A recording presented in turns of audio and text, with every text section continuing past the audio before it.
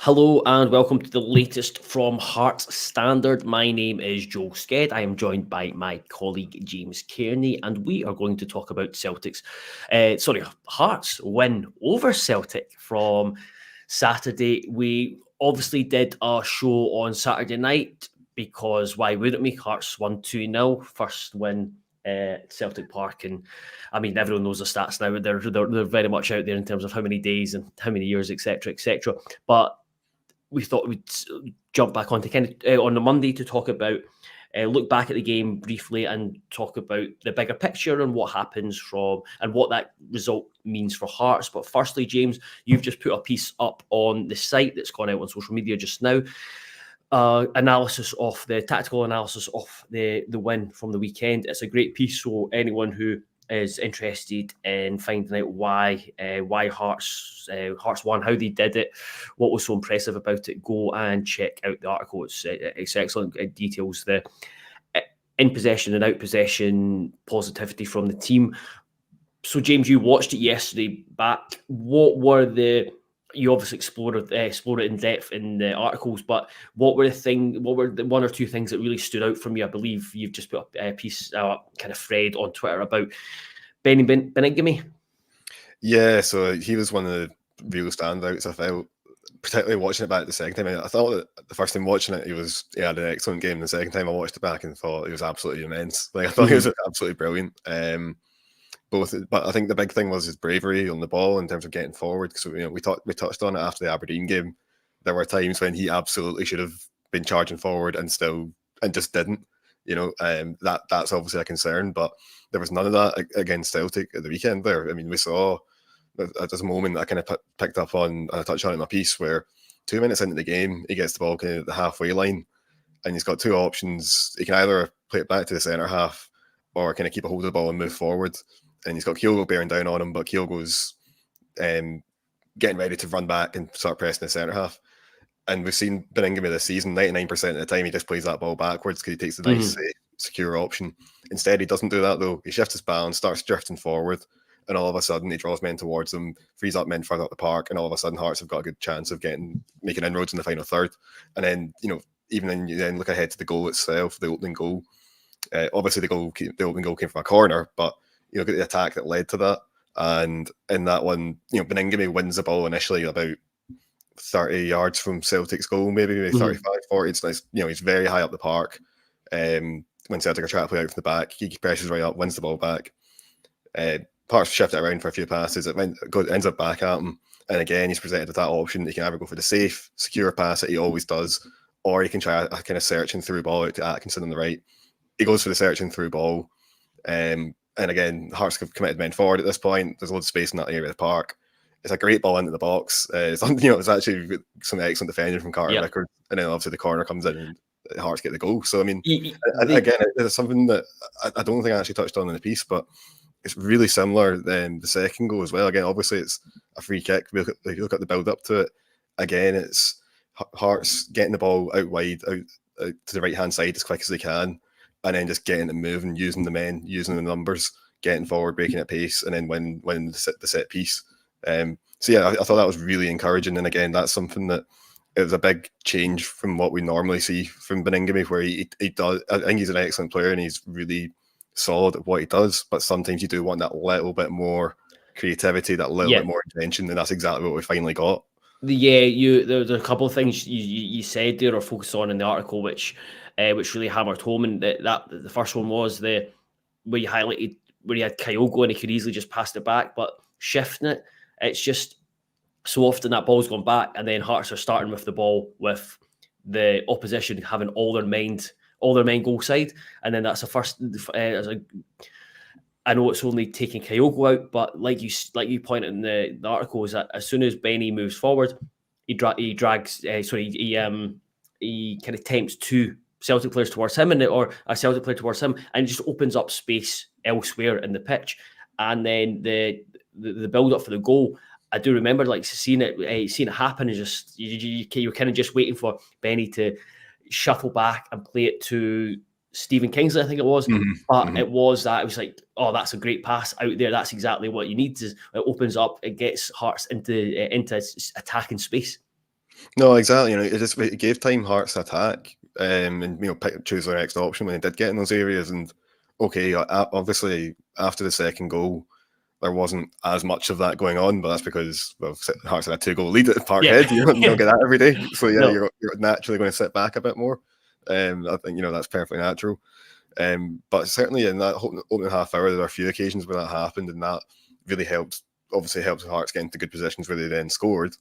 But it was just really encouraging because it was just a great use of space. I thought that because we spoke about it before the match that there is space in behind that Celtic back line, particularly when the fullbacks do push up as far as they do. So yeah, I thought that was really impressive. Off the ball as well, I thought that Grant and particularly Denham were brilliant again. Again, but this is something we touched on, I'm sure, on our video on Saturday night. But the way they covered the flanks, the dropping deep in the net, then allowed Atkinson and Cochrane to push on and really press the man in possession. That made a huge difference because so often Celtic find themselves either having to turn inside and just running in a wall of bodies, or they just having to go all the way back to the centre halves themselves. Just a word on Cochrane. I mean, he finished the game with 13 tackles and 8 interceptions. And to be clear, the entire Celtic team combined got 18 tackles and 5 interceptions. So it is absolutely immense. And Atkinson on the other side as well.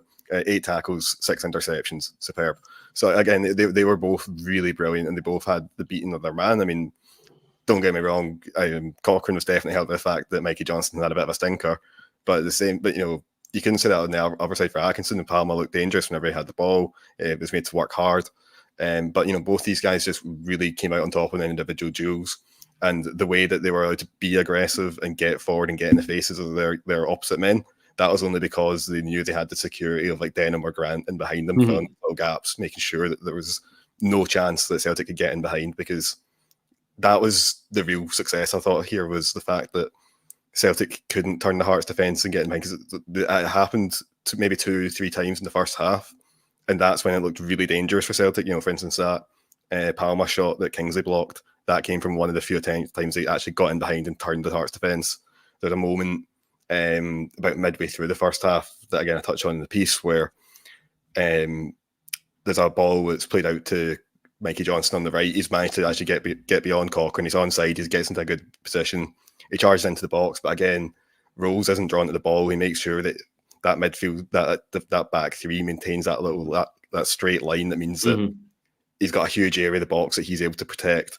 And then when he does make the interception, again, there's no. It goes out for a corner in this instance, but again, there's nobody really nearby, and it means that he's not like crazily rushing. He's not got a player breathing down his neck. Just snuffs out a chance before it begins. So again, I thought that was a really, really big thing. The fact that when you had those two centre mids dropping in behind the wing backs, it just shut off that avenue of attack completely. And Celtic are pretty one-dimensional at the moment in the way that they attack at times. And it just completely played into their hands. So yeah, I thought Naismith got his tactics absolutely spot on. Again, you could pick out just about any player who played in that, who came on the pitch, whether they started, whether they came on off the bench, and you can say, "Oh, here's what they did that was brilliant." But I do think that, in particular, the two wing backs and Aidan Denham, especially for being a player so young, I think they all deserve like absolutely humongous praise, because that's where the match was won, in my opinion. Yep.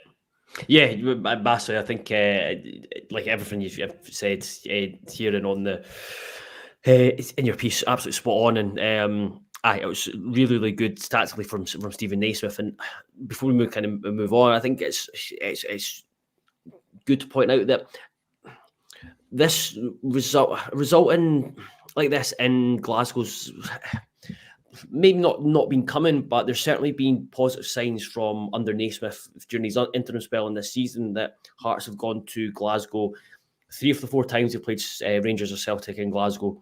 They have been competitive and like been in the game and made it really difficult for whether it's Celtic on Saturday or Rangers twice in the league. So last season in his interim spell drew 2-2, I think it was, and then obviously this season Hearts were very, very close to getting 3 points, and then even closer to getting a point at Ibrox, despite giving up, but gave up two late goals. And it was only the League Cup semi-final where never really laid a glove on Rangers in Glasgow. And you just contrast that to what some of the comments that Barry Robson made yesterday. I just thought they were, in terms of, he was very, very positive about Rangers, and there was like kind of no right for Aberdeen to come down here. And I've kind of touched on it in a piece from Writing Tomorrow, but I just don't think you would hear such comments from Naismith, because it seemed very defeatist, whereas Naismith kind of talked about changing that mentality for Hearts going to Glasgow. It's not about just winning all the time, because the gulf in finances, you can't be expected as Hearts to go to Glasgow and win consistently, but you can be expected to as Hearts to go to Glasgow and compete consistently. No, absolutely. You know, and that's got to be the requirement. Like you say, yeah, the reality of Scottish football is you can't go there and go, oh, we should be winning that, or we should be at least getting a point from that. You know, there's going to be difficult away days there, and that's just the nature of it. But I think the word you used there, you're right. I mean, it's defeatist from Robson as far as I'm concerned. I mean, and you're right.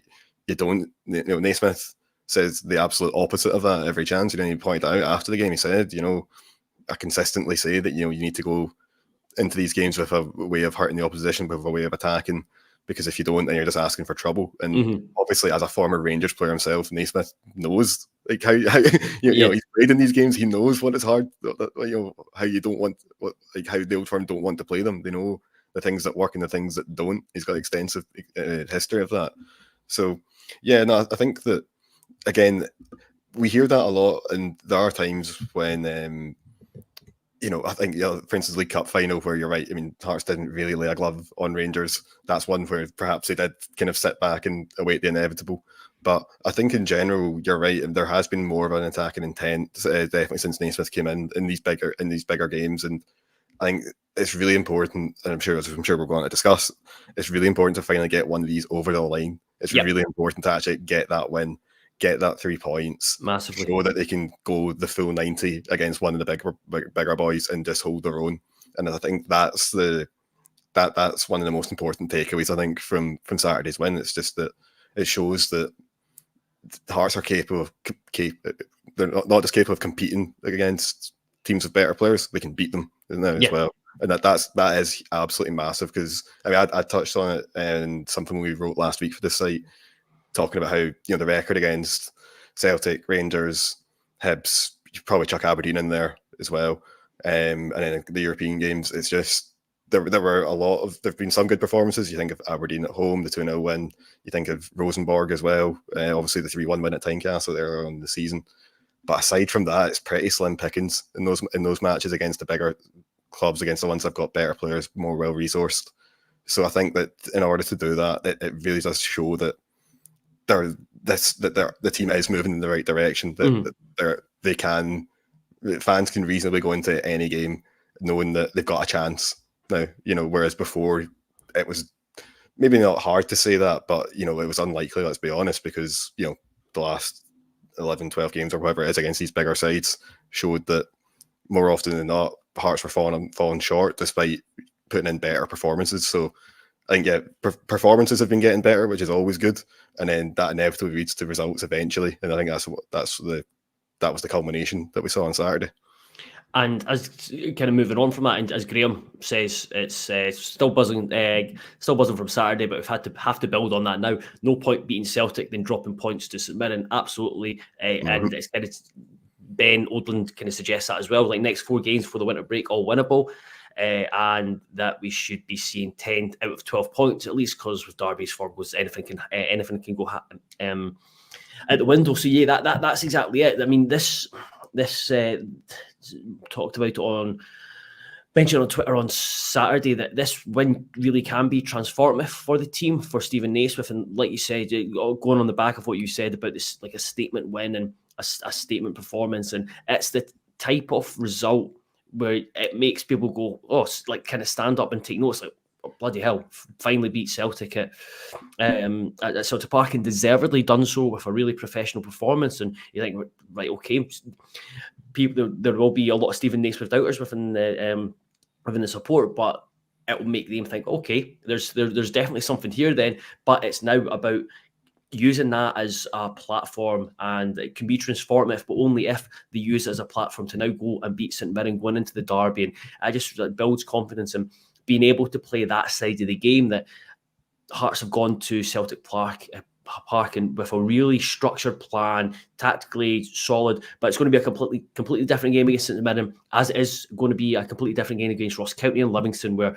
Hearts are going to be the ones having to be the protagonists with the ball and to play a more exciting or entertaining or expansive way than maybe Hearts fans have been used to seeing the team play against the lesser likes. But it's results like kind of Saturday that put credit in the bank, which is so important for managers.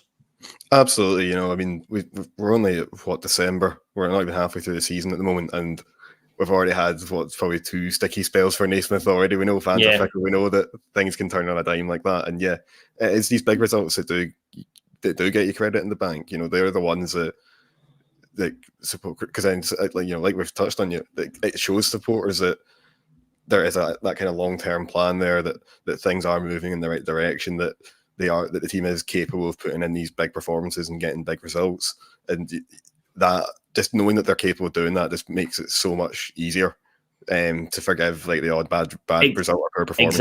Exactly. It makes the world of difference. It makes the world of difference. Yep.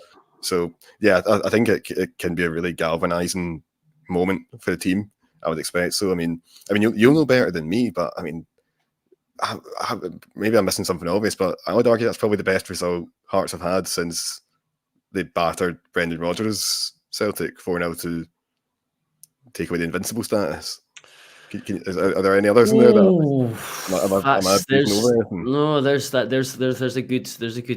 a very good question. I suppose there's probably a couple of derbies, because obviously there was that excellent run. But so you've got a wee bit different, isn't it? Because that does happen from time to time. Yeah, so the derbies, and I mean winning derby is always special, but it's the fact that you win the derby so often at Hearts that I think it's a good point. It's probably the biggest kind of stand up and take notice result. And I suppose was it 5-0 against Aberdeen last season as well? Yeah, but I get that again. That was a Aberdeen team that had just been tapped out the cup by Derby, or was just about to get tapped out by Derby. So I got beat 6-0 by Hibs. So definitely. But you contrast it, because I think a lot of Hearts fans bring up the team that won against Celtic 4-0 and look at the 11 that started. It's not an 11 that will go down, and there's not many like players that fans look at and go, "Oh, he was brilliant." There was a lot of, it was kind of like a real mishmash of players. So I mean that. I think that comparing it to that, it's really important that Hearts don't go the same way they did in that game, because I mean they're still kind of transition, but using this to really put a run together. And you do look at it, because remember when a couple of weeks ago, after the most recent international break, we kind of looked at the fixture list and we were like speculating how many points the team needed. But you look at it, we're probably going into these 4 games, you're on course to like get more points than probably expected, because you looked at one against I'm trying to think, was it one against Kilmarnock, one against we'll just get the results up here. Let's see, it was Kilmarnock away, then Rangers at home. So there was one before Kelly, so it was home at St Johnstone, away at Kelly, and then away to Rangers, away to Aberdeen, away to Celtic. And out of those, five results, if you were offered 9 points, everyone, probably most of the folk would be like, that's a pretty good return. No, definitely. But I think when you consider that 2 of the games are against the Old Firm and the other ones at Audrey, those are always going to be incredibly demanding games. So I think that I think that's a pretty decent, healthy return. I think most fans would have taken that. I don't think most fans would have guessed in which order at this point. No. Like the first 2 probably, but I don't think anyone would have had a win at Celtic Park down on their prediction list. But I mean, it's just a fantastic result, and it really does. I know I keep banging on about it, but it just gives everyone around the club such a huge lift, such a huge belief. But as you say, I mean, look at the next few games; they are going to be very different matches. St Mirren, we know that they can be very dangerous on their day. I mean, obviously the game at St Mirren Park earlier in the season, it finished 1-0. On another day, that's 4-0 though. I mean, they had 3 goals disallowed, all of which were marginal. Yes, okay, the right decision was made, but they were very marginal. And another day that could have been an absolute doing. So yeah, obviously there needs to be show that there's lessons learned from that. Things like, you know, playing a left winger, not a right winger. Hopefully that's a lesson that's been learned. We shouldn't do that. But you do look at it, and yeah, these are the ones that are going to be more testing, because let's be honest as well, the problem under Naismith hasn't been, you know, getting the defence organised and solid, and you know, nicking goals like from set pieces or things like that, which we've seen a lot of recently. It's not been that. It's been, all right, when you've got in matches where you've got, rather than having 30% possession, okay, what happens when you've got 70? Yeah. How do you use the ball? And that's been the biggest question mark probably over Naismith's reign so far. And again, these next 4 games, if Hearts can pick up results in them, if they can play with a bit of an attack and swagger, creating chances, again, that would put a lot of credit in the bank, I think. Because again, it's just that thing about, you know, assuaging the supporters' concerns. And I'd say that, well, certainly for me, you know, my concerns most recently were probably the fact that Hearts hadn't managed to punch up, I suppose, and they hadn't really managed to get a big statement result over the 90 minutes, and then the fact that they're struggling to create chances in games where they're controlling a lot of the ball. So again, we ticked off one now, that's brilliant, and I think the next 2 games are a brilliant opportunity to do the next, and I think if you can do that, that buys Naismith, they'd buy him a hell of a lot of credit and a hell of a lot of time, and maybe win over some of those supporters that are still not entirely convinced. Yeah, I mean that's if Hearts can find that, if Naismith can kind of find that balance, that method of being more penetrative against these sides, especially at Tynecastle, then that's such a huge step, because you look at the steps Hearts have made under Naismith in different areas, scoring from set pieces, being able to defend set pieces, being able to defend just open play, having a structure and organising a cohesive press, winning away games. That's 5 away games now away from Tynecastle in a season. That's the average that Hearts have had since 91-92 in the top flight. So there's a lot of strides that have been made, but the biggest stride yet is to play that front foot aggressive football, which he talked about when he came in. And I would maybe suggest that it was just if maybe he hadn't said that, then like he just said, I'm just here to fans just want to win inside, and then you're kind of just like, okay, that's fine. Whereas like people will use that as a stick to beat with, but if he can find that against like St Mirren and Livingston, Ross County, and Hearts can do that better, more efficiently, more effectively, maybe more enjoyable for the fans, it's a massive step forward, because you look at the next run of fixtures as a huge opportunity for Hearts to really kick on now from the Celtic win and make third place their own, because you got St Mirren at home, like Ross County, Livingston. Again, you got Easter Road, and Hearts, I think no matter where the derby is or when or where it's played, as Hearts fans will be, there's an expectation for the team to perform. But then after the winter break, you've got Dundee at home in the game in hand, Aberdeen at home as well. So there's just the real opportunity to put a really strong run before and after the winter break that can really stand the team in good stead going forward, and perhaps get ownership of that third place. Now, James, before we finish, I'm going to ask you a question here, because it's that Graham has put in the comments, and does that result show that sorry, I'll start that again from Graham. Does that result now show what I've always believed, that we have the best squad outside Celtic and Rangers? Yeah, I think so. I don't think that's outlandish. I think that's probably true. Yeah, I mean, you look at some of the quality of players that Hearts have on their bench most weeks, who, you know, for instance, I don't think we're likely to see Barry Mackay and Alex Lowry in the same starting 11 anytime soon, for instance. Either of those plays for any other team in the league, bar Celtic or Rangers, they'd be a regular starter week in, week out, you know. Even guys like, you know, something like George Grant, who statistically he's been excellent this season as kind of in that playmaker role. You know, again, he's one of the highest performing players in the league, and he's not guaranteed a start every week. So yeah, I think that there is I think we are now starting to see that squad depth that Hearts have got, and I don't see how there's a compelling case to be made for anyone else, to be honest. I think that we know that the talent's there with a lot of these players, and we know that as long as they're getting used in the right way, they can be a really effective presence. And while there's, like we're saying, maybe particularly in the final third, maybe there's still one or two areas that still need some some tinkering. It needs a bit more work done, but I think you go through it pound for pound, man for man, and yeah, I mean there's a lot of quality options that can't even get into the team, and I certainly think it's strong. The Hearts squad stronger than, for instance, Hibs or Aberdeen, and I can't think who else would come close to matching it, to be honest. So no, I don't think that's outlandish at all. I think Graham's absolutely right. I'm not sure about how he's saying that he always believed that, though, because I mean, there's definitely been years when Hearts most definitely did not have the third best squad. I think he means. I think in terms of always believe that this Hearts squad this season.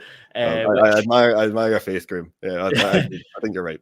But yeah, I'm the same. I've held the same belief that Graham has, that Hearts have had the best squad outside Celtic and Rangers. That's not saying it's a perfect squad, because we all know that there are profiles of player that are attributes that Hearts are missing within the squad. We've talked about it. Someone to maybe quicken up the play in midfield, more pace throughout the squad, but you do look at that. There's a lot of options there. Yes, more suited to a back three rather than the back four at the moment in terms of the defensive qualities. But you do, like Craig Halkett on the bench, coming off the bench. Barry Mackay coming on the bench. The bench was strong, and that was without. I know he's fallen in the pecking order, but Halliday's been injured. Boyce wasn't in the squad because he was injured. Neuenhoff and Devlin were out of the squad because they were injured as well. So yeah, Graham has clarified. I clarified that did just mean the season squad. I thought so. Yeah, I 100% believe that and subscribe to that. But it's not a perfect squad, and it still needs work both in January and then going ahead to next summer. And again, that's something that we've reiterated before, is that Naismith's only had one transfer window so far, and it's a transfer window that's still you're still looking at it and thinking, is it going to be deemed a successful one? At the moment, it's not a successful one, just because the players who have signed have not all contributed massively. But Frankie Kent has been a massive signing. Yeah. In time, it could be a successful one, just because that's what players need time. But also Naismith need time to shape his squad. I know not all managers can get that time. That's the nature of football now. But yeah, in short, I do think this is the best squad outside Celtic and Rangers. I suppose we better leave it there, because I am getting a train very shortly because of my other half's birthday, and we're going through to Glasgow for a couple of days. So I better get off and make sure that we don't miss our train. But until the next time we speak, I'm not sure when it will be, because our days are up in the air a bit. We will be back at some point this week. But thanks very much for everyone for continuing to listen, subscribe, support. I would urge you to go onto the website and check out James's piece looking back at the Celtic, looking back at the analysis from the Celtic win. And finally, just wanted to say, completely forgot to mention it earlier on, that we are sponsoring the Big Hearts quiz, which is taking place at Tynecastle this Thursday. I have the details. I do have the details in front of me, I believe. The Big Hearts quiz, I don't have the exact details, but it's Thursday at Tynecastle. We will find, we'll be tweeting about it. You'll find the piece on the website as well. Looking at, I think it costs £10. All the money goes to Big Hearts, big winter appeal. So you're doing, which they do great work within Gorgie, Dalry, around that community in Edinburgh, and it will sure to be a fantastic evening. I'll be heading along. James might be heading along, and there will be. There'll be a lot of good laughs to be had, and even more so now that we're coming into off the back of a win over Celtic. So hopefully see as many of you across there as possible. But until the next time, thank you for listening and goodbye.